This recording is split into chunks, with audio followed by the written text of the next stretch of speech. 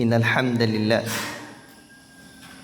نحمده ونستعينه ونستغفره ونعوذ بالله من شرور أنفسنا ومن سيئات أعمالنا من يهده الله فلا مضل له ومن يضلل فلا هادي له أشهد أن لا إله إلا الله وحده لا شريك له وأشهد أن محمدا عبده ورسوله يا أيها الذين آمنوا اتقوا الله حق تقاته ولا تموتن إلا وأنتم مسلمون يا أيها الناس اتقوا ربكم الذي خلقكم من نفس واحدة وخلق منها زوجها وبث منهما رجالا كثيرا ونساء واتقوا الله الذي تساءلون به والأرحام إن الله كان عليكم رقيبا يا أيها الذين آمنوا اتقوا الله وقولوا قولا سديدا يصلح لكم أعمالكم ويغفر لكم ذنوبكم ومن يطع الله ورسوله فقد فاز فوزا عظيما أما بعد فإن أصدق الحديث كتاب الله وخير الهدي هدي محمد صلى الله عليه وسلم وشر الأمور محدثاتها وكل محدثة بدعة وكل بدعة ضلالة وكل ضلالة في النار. Ayuhal ikhwah, barakallahu fikum. Kita lanjutkan mengambil fawaid apa yang telah disebutkan oleh Al-Imam Az-Zarnuji rahimahullah ta'ala. Wa amma asbabu nisyanil ilmi. Adapun sebab-sebab terpangkasnya hafalan, mudah lupa akan ilmu.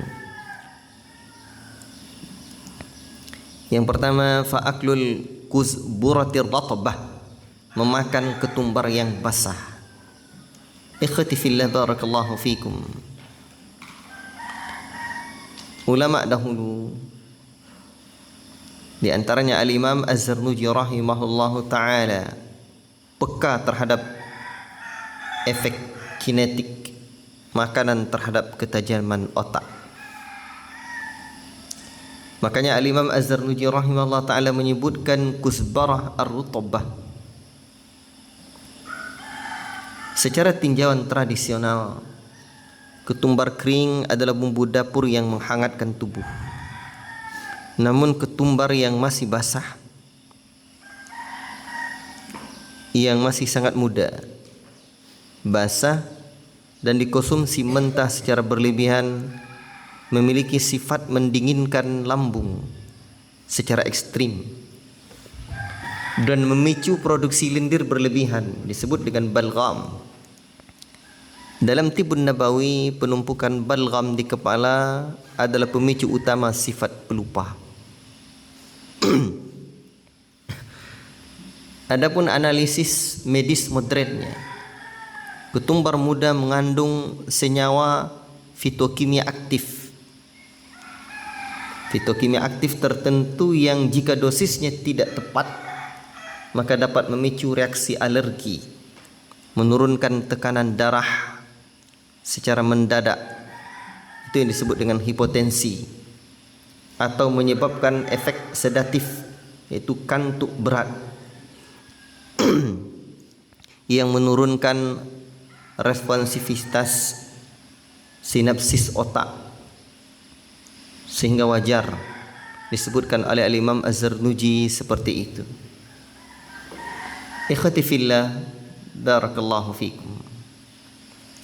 Kemudian yang kedua, beliau sebutkan wat-tuffahil hamid, yaitu melihat memakan buah apel yang asam. Memakan buah apel yang asam menjadikan seorang bisa lupa. Tinjauan medis tradisionalnya, apel secara umum adalah buah kecerdasan. Namun rasa asam yang ekstrim atau yang disebut dengan asam asetat, malat pekat. Ya, pada apel yang belum matang jika dikonsumsi saat perut kosong dapat merusak mukosa lambung. Yani asam lambung naik.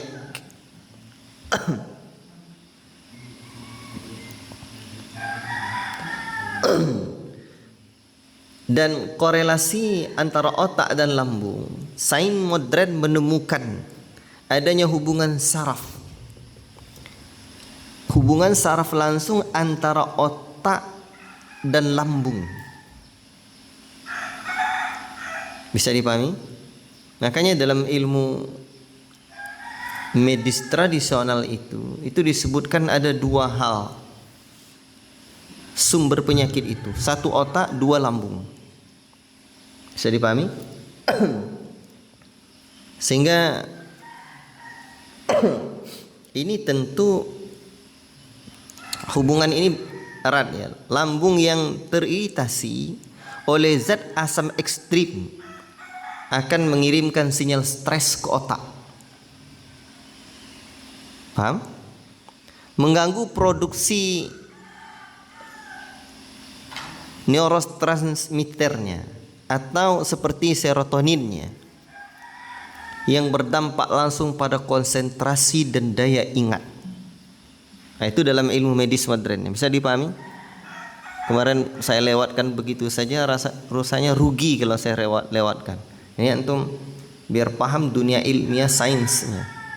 Dalam medisnya seperti itu. Maka orang kalau lambungnya mahnya kambuh, otaknya sakit kan? Kepalanya sakit. Demikian pun orang sakit kepala, lambungnya naik. Jadi hati-hati. Maka Al-Imam Az-Zarnuji dah paham ini. Berarti beliau herbalis juga ya. Taib, ikhwati fillah barakallahu fikum.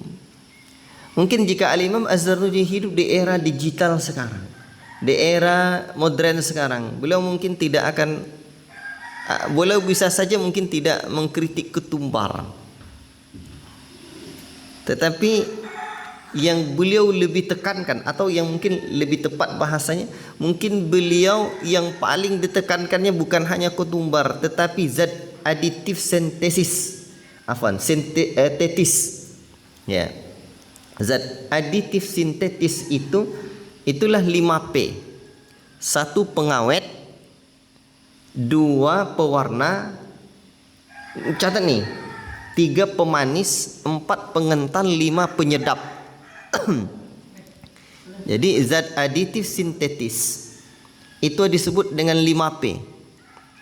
Itu pengawet, pewarna, pemanis, pengental, dan penyedap. Bisa dipahami? Ya.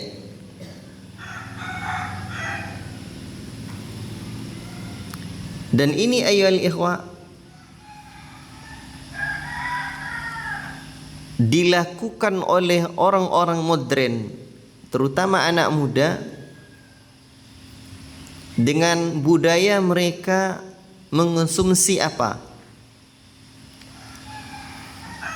MSG dan zat kimia. Apa MSG itu? Tahu? Tahu? Bumbu? Apa itu? Coba tulis. Ya, jadi eksitositas MSG dan zat kimia itu luar biasa. Makanan pedas kekinian, mie instan, junk food. Nama mie-nya luar biasa, sampai ada nama mie-nya mie setan. Macam-macam lah. Bayangkan, nama mie-nya pun mie setan. Itu mengandung junk food, itu mengandung monosodium namanya. Monosodium glutamat. Namanya monosodium glutamat, afwan. Ya. Nah, itulah di MSG. Dosis tinggi dan pemanis buatan, aspartam namanya.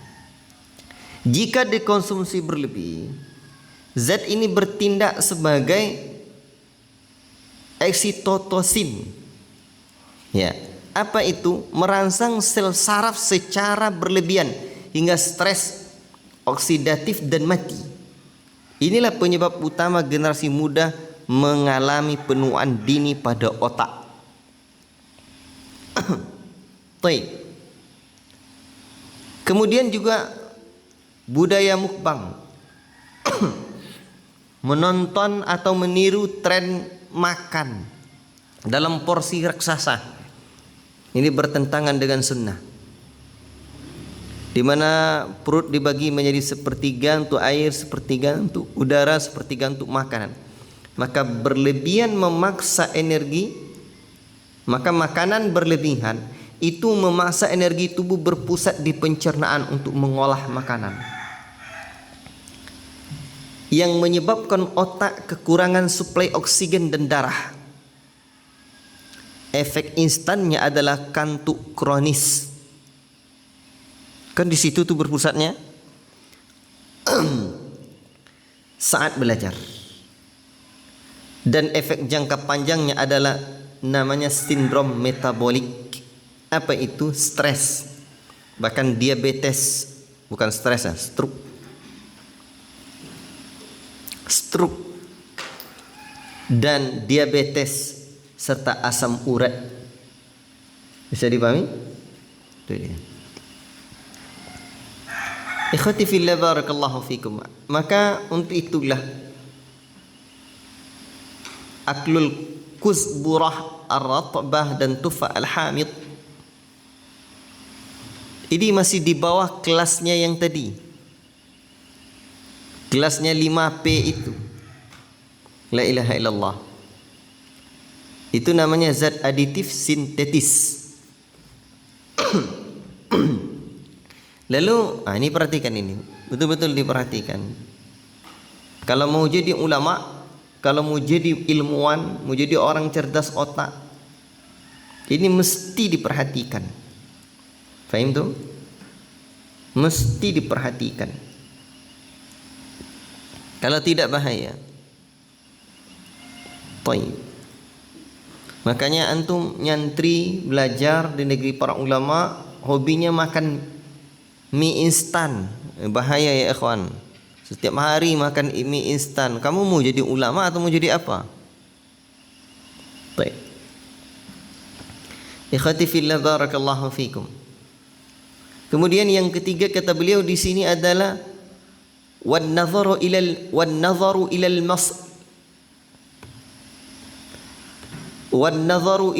maslub, melihat orang yang disalib atau yang dihukum gantung.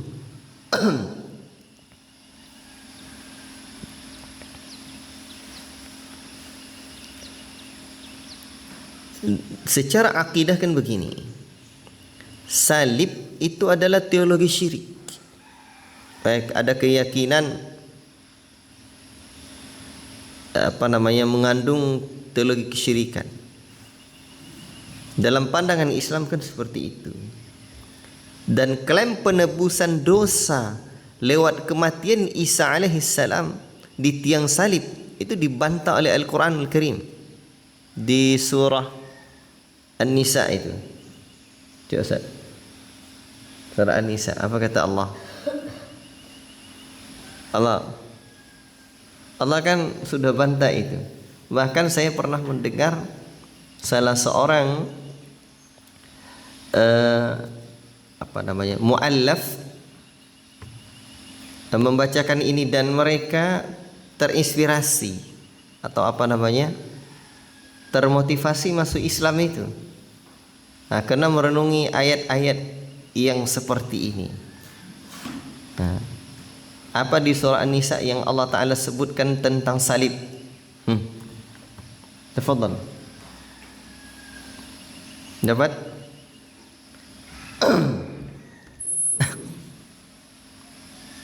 Apa surah An-Nisa? Apa bunyinya?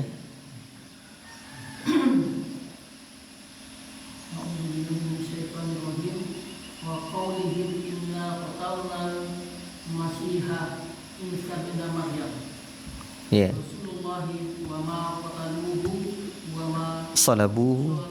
wa ma salabuhu walakinna sabba walakinna subba lahum. Bukan. Walakin subbaha lahum. Ulang lagi. Bukan.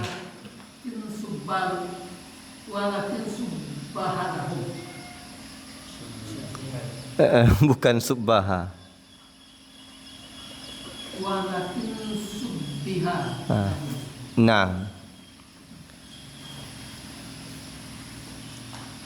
Wa ma qataluhu wa ma salabuhu. Apa artinya? Coba antum.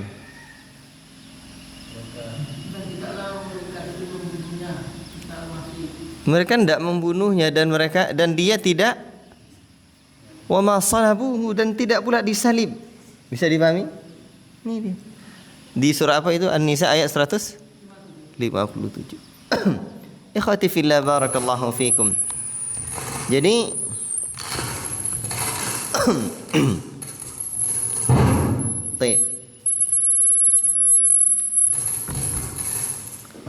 tes. Jadi ini terbantahkan. Al-Quran sudah membantahnya dengan tegas tentang perkara ini. Jadi menatap simbol kesyirikan dengan sengaja, mengaguminya atau menjadikannya hiasan, dapat mengikis semangat ghirah tauhid yang ada dalam hati manusia. Hati yang ternoda oleh syirik kehilangan keberkahan untuk menampung ilmu syar'i. Itu. Baik.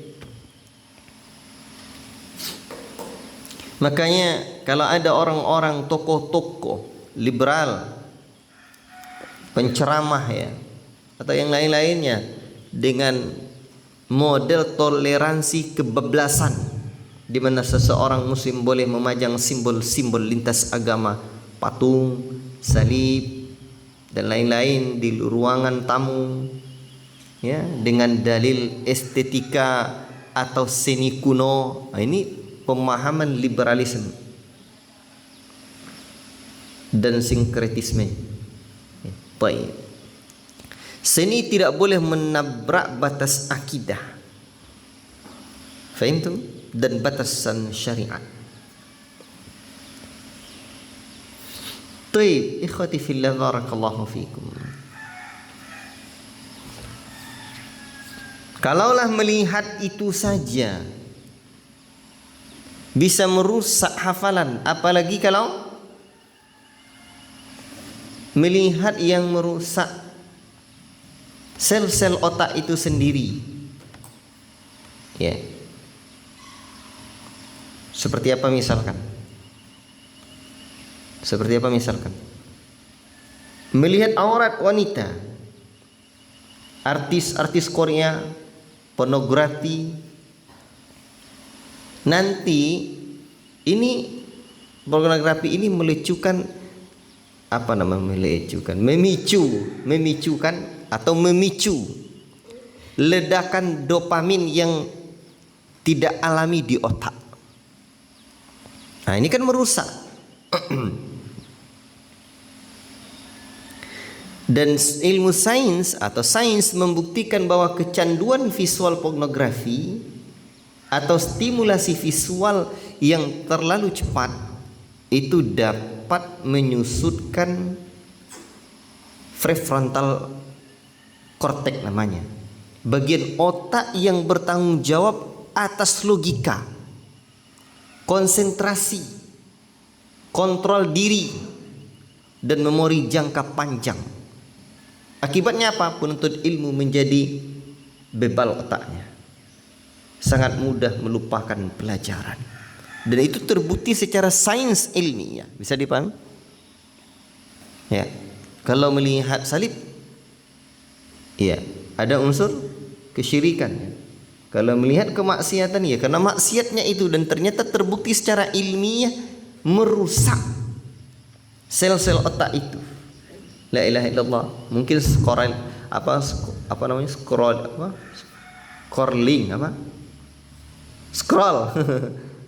scroll apa?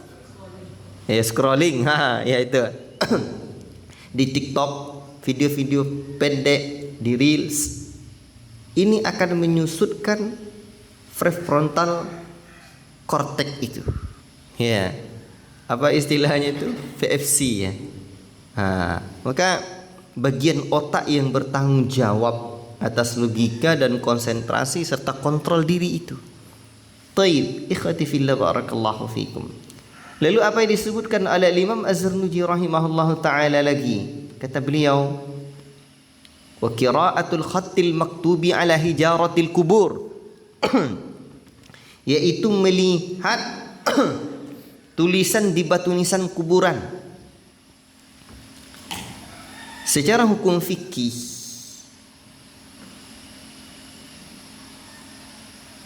ya,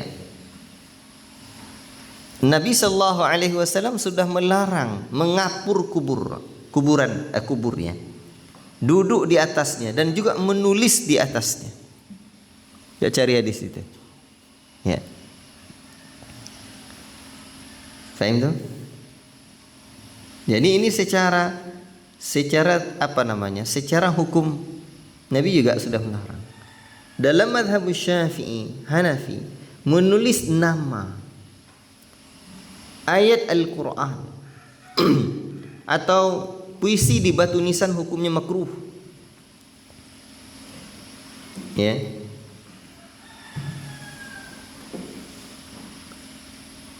Adapun membangun bangunan di atas kuburan di pemakaman umum bahkan bisa mencapai hukum haram. Ya. Bukan bisa mencapai, hukumnya haram. Baik. Ikhwati fillah. Bahkan sebagian para ulama itu melarang juga menulis nama itu. Faham tuh? Baik. Apa bunyi hadisnya? Fadhal. Dari chat. Coba keraskan. La tajlisu 'alal kubur wa la tusallu ilaiha. Terus nulis nama.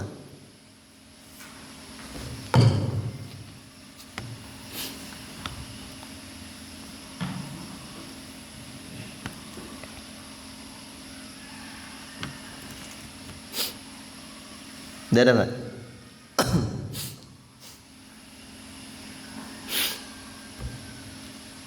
Dah.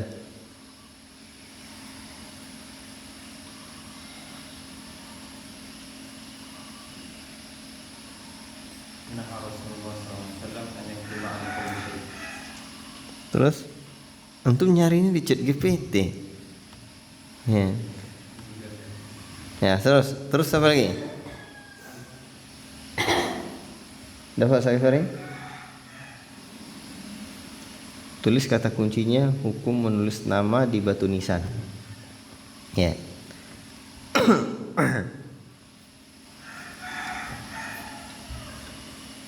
Tape cari dulu ya.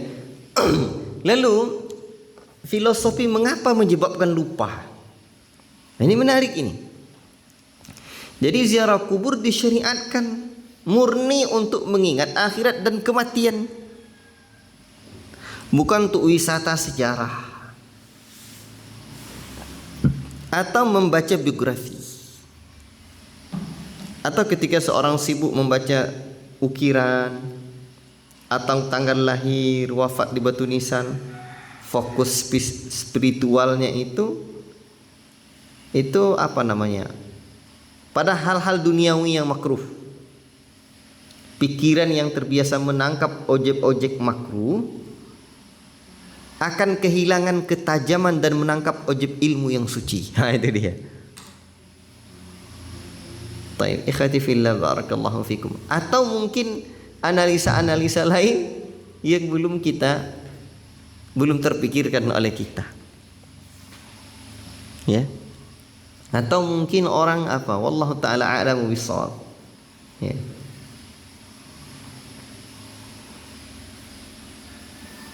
Jadi ziarah kubur itu murni mengingat kematian.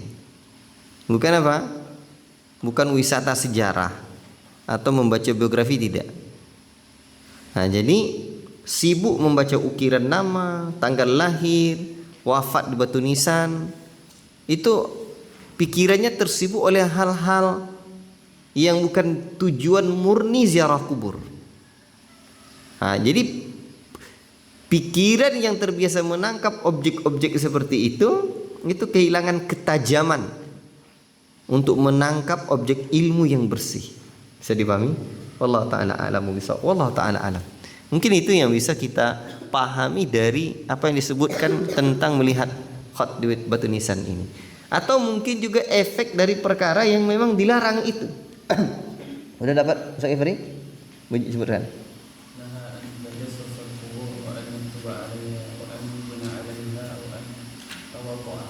Keraskan. Naha Rasulullah sallallahu alaihi wasallam an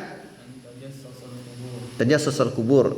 Terus wa an yaktuba 'alaiha wa an yubna 'alaiha wa an tawata'a. Terus baca artinya.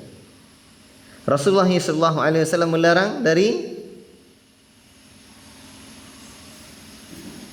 membina kuburan, mengkapur kuburan, terus mentembok kuburan, dan ditulis di atasnya, dan dibangun bangunan atau kubah di atasnya. Jadi ada larangan Rasulullah SAW dalam hal ini. Ya. Terkait tentang nama ini, sebagian menghukumi makruh. Makruh itu kan sesuatu yang dibenci. Tapi ada juga yang mengatakan ini memang tidak boleh atau haram. Allah Ta'ala alam bisawab. Baik, sekarang yang ketiga, yang selanjutnya disebutkan oleh Al-Imam Az-Zarnuji rahimahullah ta'ala dalam kitabnya ini adalah wal mururu baina qitaril jimal. Lewat atau berjalan menerobos di sela-sela barisan unta yang sedang berjalan beriringan. Unta sedang berjalan beriringan, terus diterobosnya. Di Timur Tengah, unta itu adalah unta yang digiring dalam jumlah yang banyak. Biasanya diikat beruntun atau dirakit. Membentuk satu barisan yang teratur, yang harmonis. Jadi memotong di tengah-tengah barisan tersebut adalah tindakan egois yang merusak tatanan. Karena lewat nih, yang dipotong. Itu membahayakan keselamatan unta. Unta itu bisa mengamuk, kan begitu? Dan mencerminkan pikiran yang kacau. Ya. Orang yang hidup tidak teratur itu suka merusak keteraturan sosial. Dan dia akan memiliki pola pikir yang acak-acakan. Sehingga sulit menyusun struktur hafalan di otaknya. Bisa dipahami? Itu mungkin yang bisa didapatkan ya. Kan unta ini udah teratur nih. Ini tindakan dia tindakan egois. Dan orang seperti itu kan tidak teratur hidupnya. Kalau begitu mungkin Al-Imam Az-Zarnuji juga akan mengkritik orang yang menerobos lampu merah. Iya kan? Bisa dipahami? Diceritakan di Jepang itu ada adik saya yang ke Jepang. Itu katanya adik dari kalangan keluarga itu diceritakan bahwa di sana apa? Orang menerobos lampu merah itu tidak ada. Tidak ada orang selesai. Pokoknya berhenti lampu merah. Harusnya itu umat Islam yang melakukan ketertiban seperti itu. Jadi tertib. Jadi orang yang menghafal itu cobalah tengok hafiz-hafiz Quran hidupnya teratur. Karena mereka terbiasa oleh pola apa? Pola disiplin memurojaah. Bisa dipahami? Jadi orang para hafiz itu hidupnya teratur. Pas datang ya datang, pas berangkat ya berangkat, pas jadwal ya hadir. Sehingga itu yang membuat mereka menjadi apa? Menjadi makin kuat menambah hafalan Qur'annya, menambah hafalan-hafalan kitab, menambah hafalan-hafalan hadis. Ternyata metode menghafal yang diberikan oleh Islam dan dalam dunia keilmuan Islam itu menjadikan manusia-manusia yang teratur. Bisa dipahami? Maka menerobos iringan onta tadi itu tindakan yang tidak teratur, tindakan egois, tindakan kacau, tindakan memiliki pola pikir yang acak-acakan. Maka pola pikir yang acak-acakan itu sulit menyusun struktur hafalan di otak. Bisa dipahami? Ini yang bisa kita pahami di sini. Taib. Apapun hikmah lainnya wallahu taala alam bisawab. Ya. Terus apa lagi? Ada lagi yang unik beliau sebutkan di sini, yaitu membuang wa ilqaul qamlil hayy 'alal ardi, dan di antara yang menyebabkan seorang menjadi pelupa itu adalah ilqaul qamli, yaitu membuang kutu rambut dalam keadaan masih hidup ke atas tanah. Ya, ini seperti apa pula? Jadi begini ayuhal ikhwah, ada namanya konsep hewan fasik dan higienitas, di mana kutu rambut atau tungau kasur, kecoa dan tikus termasuk dalam kategori hewan yang membawa kefasikan atau mudarat. Baik. Mengapa membuang hidup-hidup itu dilarang? Dalam Islam hewan yang mengganggu dan jorok itu harus dimatikan. Harus dimatikan. Harus istilahnya dieksaminasi. Ya. Baik. Dengan cara yang baik. Bukan dibuang begitu saja. Jadi membuang kutu dalam keadaan hidup ke lantai atau ke tanah berarti membiarkan serangga tersebut berkembang biak dan menular ke orang lain. Menyebar penyakit itu namanya. Secara psikologis, membiarkan parasit hidup di sekitar kita mencerminkan kemalasan dan ketidakpedulian terhadap kebersihan. Tidak hygiene ya. Jadi lingkungan yang kotor dan penuh parasit itu menurunkan kualitas kesehatan secara fisik yang berakibat langsung pada lesunya kinerja otak. Itu dia. Bisa dipahami? Wallahu taala a'lamu bissawab. Ya. Atau bisa saja mungkin dibuang kutu itu dan dia akan berkembang pindah kepada orang lain lagi, sehingga orang lain bisa terzalimi. Kezaliman pada orang lain itu memberikan efek kurangnya keberkahan pada otak kita. Bisa dipahami? Baik. Wallahu taala a'lamu bissawab. Kemudian beliau juga menyebutkan bahwa wal hijama ala nuqratil qafa kulluha yurithun nisyan. Demikian juga itu membekam tepat pada lekungan tengkuk bagian belakang, nuqratil qafa. Itu semuanya berdasarkan pengalaman ya dalam pengobatan para ulama klasik dahulu. Ini dapat memicu sifat lupa. Lalu bekam itu ada titik yang dilarang. Ya. Bekam itu dalam Islam adalah pengobatan langit namanya, yang sangat-sangat direkomendasikan oleh Nabi sallallahu alaihi wasallam. Bahkan ketika Rasul sallallahu alaihi wasallam Isra dan Mi'raj, setiap kali melewati kumpulan malaikat, mereka selalu berkata, wahai Muhammad, perintahkan umatmu untuk berbekam. Dan fungsi bekam itu mengeluarkan darah statis dan toksin di dalam tubuh manusia. Taib. Tes. Nah, itu fungsi bekam. Adapun titik nakratil kofa, cekukan tengkuk belakang secara anatomi itu area cekungan di bawah di bawah tulang belakang, di bawah tulang tengkorak belakang atau batang otak, ya, adalah pusat jalur saraf vital yang mengatur pernapasan, tekanan darah dan juga kesadaran. Adapun ulama anatomi klasik dan ahli pengobatan Tiongkok kuno,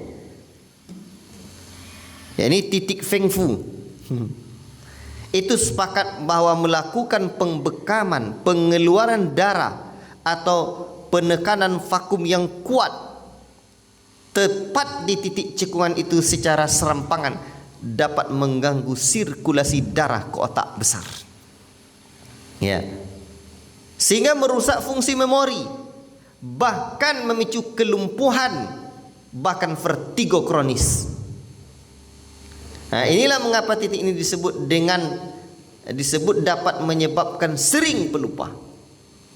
Nah, makanya bekam itu jangan abal-abalan. Jadi ikhwati fillah barakallahu fikum, jangan justru membuat orang menjadi lemas, jatuh sakit. Jadi bekam ini bukan sekadar menempelkan kop dan mengeluarkan darah, melainkan ilmu medis yang penting dipelajari terlebih dahulu.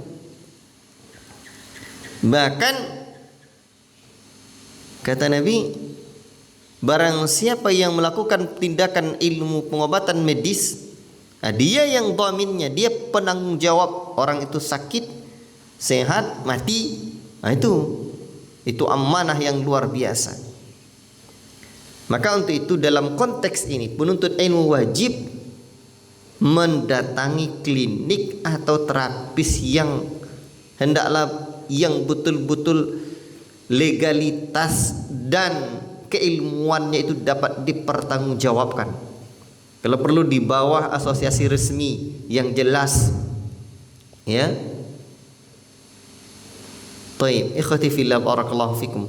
Dan juga menguasai peta anatomi tubuh atau peta anatomi saraf agar pengobatan sunnah bekam yang membawa keberkahan ini betul-betul memberikan keberkahan, bahkan kesembuhan, bukan malpraktik yang bisa merusak sel bahkan saraf atau otak manusia.